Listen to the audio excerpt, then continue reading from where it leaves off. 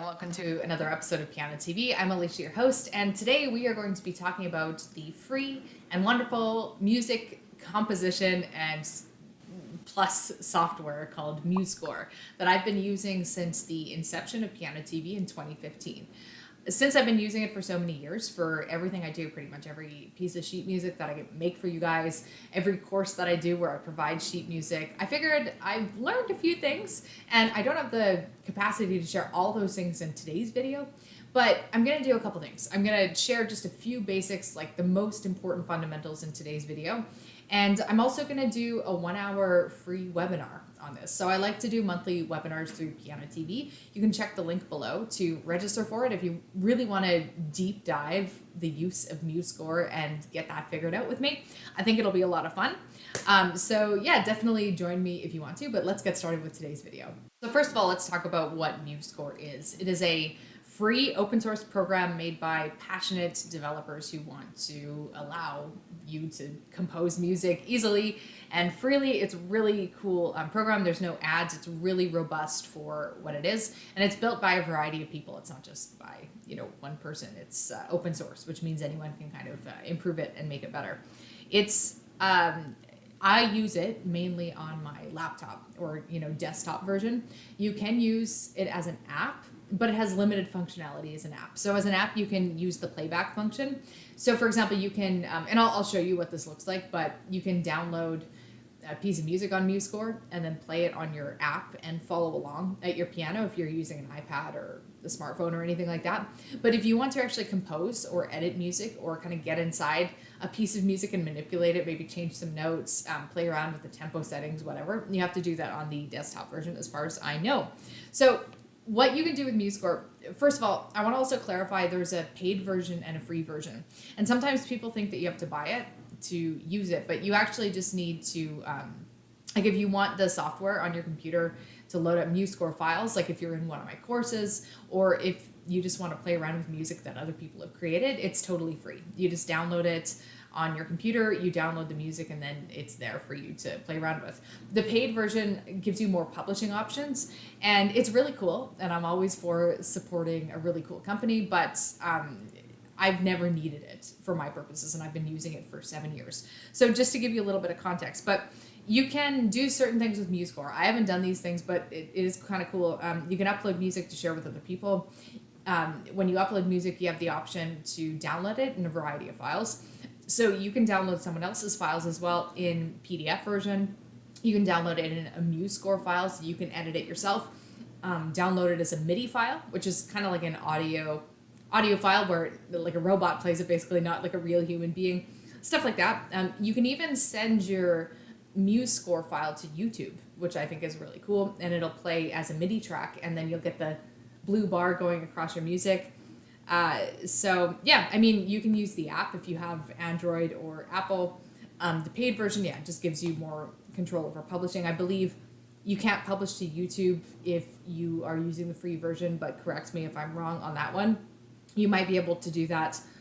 You can have instead of reading through sheet music and playing back a sheet music version and following the blue bar and following along the sheet music, it'll actually give you like the music scrolling version, when you have like the notes falling into the keyboard. It gives you that function as well, which I think is really cool. But anyway, what I'm going to show you in today's video is how to basically download it, get set up with it, how to edit the tempo so that you can play along with the track, which I encourage people to do in my courses all the time. I think it's one of the most useful functions in it. And also just how to do a tiny bit of composition. It's like the absolute most basic first steps for putting your own music up on Musescore.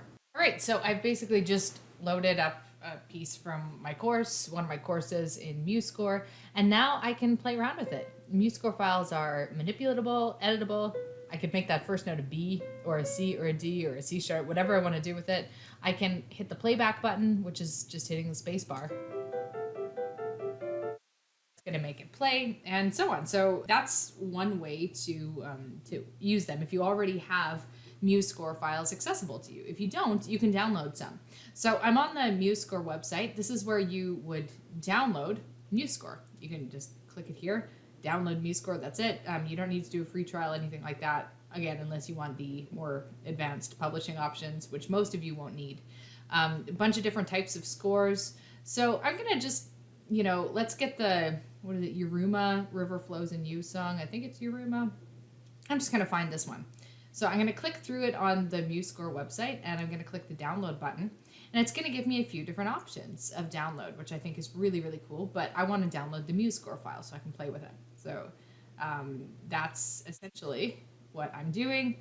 I'm just going through the subscriber process, and I'm actually already a subscriber, so I'm just going to log in to my existing account. So if you want access to a whole bunch of different Musescore files on their website, that's where you would want to be a member and subscribe so you can access them. So I'm just gonna have a look at, let's find some piano music and see what they got. Let's see what kind of let me, I'm just gonna search for, let's look for The River Flows in You by Yuruma. So this is the official composition. So I'm going to click through this. There we go. So I just found a version of it. Now, if I am a paid member, I can download this and play with the sheet music on my own version of Musescore on the desktop. What I could also do if I'm not a paid member is I could use the website to play around with the metronome setting, make it faster, slower. I could change the key signature. I could do the kind of like the fun descending piano view. If I wanted to follow along with that, I can use this on the app and just do the score version. So then I can play it on the screen, and it's going to keep me posted on the bars. I can slow it down a lot if I'm feeling like, okay, I want to play along with this, but this is way too fast. And then it's just going to generate a MIDI track for me. It's kind of, it's a really fun little practice tool, something to play around with. So whether you are downloading your Musescore files from me, if you're in one of my courses, or, you can access the website to use their playback function, or be a pro subscription member and just download Musescore files for your own purpose. There's a lot of different things that you can do with this. One of the most useful aspects of Musescore is using it as a practice tool. You can edit the tempo, and if you are using the desktop version, a blue bar will scroll through the sheet music when you hit the play button. So play button, you can find it up here. I'm going to hit play. You can see what I'm talking about. So it's quite fast, this particular piece of music by Kabalevsky, but really, really cool. The music won't sound beautiful because no MIDI file ever really will, but it'll give you a clear sense of the flow of notes and the rhythm of everything. It's useful to play along with a Musescore file at a tempo you're comfortable with in order to learn a piece. It's sort of like using an amped up metronome, and you can actually use a metronome as well. There's a little button here if you wanted to hear what that sounded like, which gives you a little bit of something extra to practice with.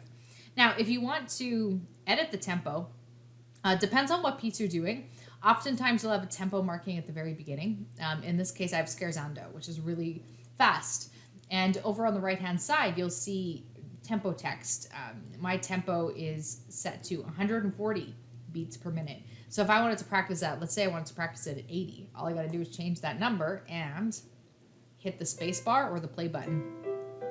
And all of a sudden it's much slower, and I can use that to practice along with. And then again, if you're using the web version or the app version, it's not going to give you a blue bar. It's going to give you like a pink kind of to show you what bar you're on. But you can turn on, I believe, I don't think you can turn on a metronome. Let me just double check. It doesn't look like it, but again, you can edit the, that might be a paid version thing, but you will be able to edit the tempo if you're using the web version. I mean, again, just to be really clear, I pretty much never use the web version. I just use the desktop version and build my own sheet music or import sheet music. So that's how I would recommend doing it. If you wanted to use Musescore for composition, I'm not going to give this, I'll just walk you through this. You can give your new composition a title, a composer, etc. I'm not going to do that. I'm just going to keep it really blank. And I'm going to set it to the grand staff, which is the general piano staff here. Keep in mind too, as I'm walking you through this, I use PC, so it might be a little different for Mac. It's going to give me key signature options. I'm going to keep it simple in the key of C. in 4/4 time, and I'm going to make it 8 measures. Now, everything I'm doing right now can be changed. I'm going to select the tempo. Sure, 120. We'll just default it to that. So now I have a blank composition of 8 measures, no title, didn't give it a title. And if I want to change the tempo, again, I can do that over here pretty easily and quickly, or I can just change the tempo text up here. So if I want to start actually writing music, you can see that I have a whole bunch of tools on the, I'm just going to expand this so you can kind of see. So here's all my tools on the side. So I can change clefs. I could make double treble clef if I wanted. I could change the time signature. I could add accents and staccatos and stuff like that. I can add, crescendos and legato and all those things. And there are shortcuts for pretty much all these things as well. So basically everything that I could need to do, I'll have on the side. But what I really want to do is start creating some notes. The first thing that I'm going to do is pick the type of note. So I'm going to just start using some quarter notes, and you hit the N button to start entering in notes. I could just use my mouse to hover and click where I want my note to go, which is how I'm going to start. I'm just going to start a middle C with a quarter note. And if I wanted to do a D, I just hit the letter D on my keyboard. E gives me an E, and then an F, and then a G. You can just hit letter names to have it press the note that you want to appear on the screen, which is really cool. Now, say I just pressed a G, and I'm like, no, I don't want that G. I want a G an octave higher. Hold down Control and press the up arrow, and that makes it higher. Or I could press the down arrow while holding Control. This allows me to change the octave of a note that I've selected, which is cool. And I can also add a chord. So instead of having one note at a time, I wanted to have notes stack up and layer. I hold the Shift button. Maybe I want this to be a C chord, but I don't want the E to appear way up there. So I'm going to hit the Control button, move that E an octave lower, and then I'm going to build a C to complete the C chord. So all I was doing while I did that was hold down the Shift button while I pressed in the notes. Now let's imagine that the next note that I want to press is not a quarter note. Let's say I want to hit a half note. Well, I can manually click it. But one cool thing, and you can see the numbers in brackets, whole note in brackets 7. If I hit the number 7 on my keyboard, then that's a short code. It's automatically, the next one's going to be whole note. If I hit a 6, it's going to be half note, 5, quarter, 4, 8, 3, 16th, 2, 32nd. I mean, how often are you going to be using 30-second notes? But I'm going to hit 6 for half note. And I'm going to press, actually I want it to be a half note dot. So I pressed 6 for the half note, and I'm just going to press a dot now. And all of a sudden, I'm going to do a C chord with a dotted half note. So I'm going to hold down Shift, press E, hold down Shift, press G. Now I want to go back to quarter notes, so I'm going to hit 5, and I'm going to go G. Oh, I don't want that G, though, so Control up, G, F, E, D. And now I want a whole note, 7, C. There we go. Now, I've been composing in the right hand, but maybe I want to compose in the left hand. So one easy way to do this, I'm just going to hit a 5 for quarter note, is use the mouse. I'm just going to click, okay, I want my first note to be a C. And this takes me to the bass clef, C, D, E, F, G. I can just hit letters on the keyboard. I can stack, create chords just the way that I was doing before. So you can, there's a manual function for pretty much everything you want to do, every note that you want to enter in. And there's also a short code. So like a number, a letter, like holding Shift, holding Control, etc. And this is where we can really get in the weeds and start doing tutorials together and just learn how to use this. But if you know how to enter in some basic notes, if you know how to stack notes, if you know how to change the octave of notes, I think you're doing pretty good. Now, what if you get to the end of the composition and you're like, oh, I ran out of bars. I want more bars. You can click the Add button up top. Let's add more measures. You could insert one measure or insert multiple. I want to insert 16 more because I just want to make this a huge composition. Really, really cool. And maybe I'm thinking, okay, this bar right here, bar 6, it looks like, I want there to be a break. So I'm going to click the breaks and spacers button over on the side and drag over this spacer. So that basically that means, okay, I want this to be the last one in the line, and that'll help me format it nicely. So those are just a few tiny little tricks that I could show you today just to get you started. But again, we'll go into it a lot more in a like longer webinar tutorial. But again, first steps here. There are a ton of little tricks like this when you're using Musescore and a lot of little shortcuts, which is why I want to do a full 1 hour webinar for you guys just to give you like as much detail as you can possibly handle, and hopefully that'll be useful. But this is just to get you started, how to play around with the tempo, how to download tracks, how to enter in some notes and different key values, so like different note values, like half notes and things like that. Absolute basics. Hopefully this gets you started, and have fun playing around with this program. It's I've had a lot of fun with it over the years. So catch you in the next video. Thank you so much for watching.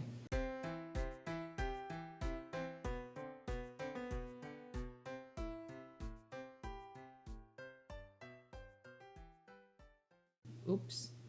Yeah, I got it. Oops.